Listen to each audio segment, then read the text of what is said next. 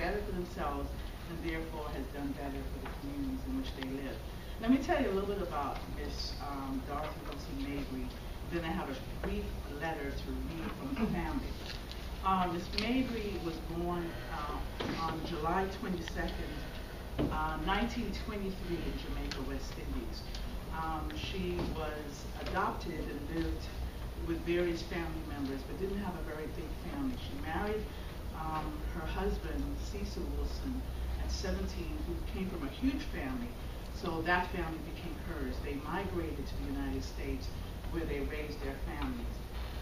She worked in a variety of capacities, as a nursing assistant in a hospital, as a domestic worker. But her final job, where she retired, was at the Foundling Hospital in New York City, where she worked with pregnant teens. And she helped them to learn about nutrition and how to be parents, and how to take care of their children.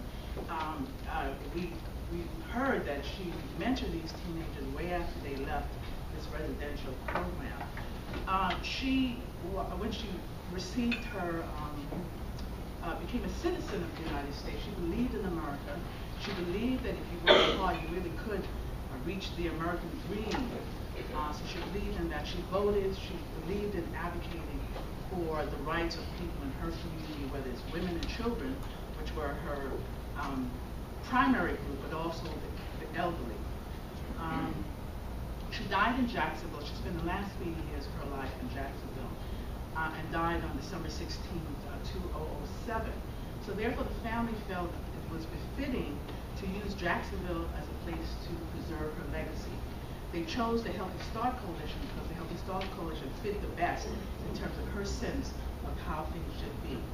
So I have a brief letter from her granddaughter, Isabella Wilson, she's an attorney in South Carolina, and she wrote this letter on behalf of the family.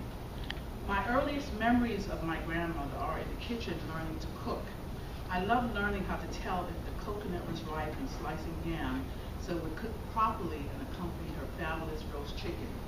Learning to cook with your grandmother is not particularly surprising when you think of typical grandmother activities, but nothing about Dorothy Wilson Mabry was typical.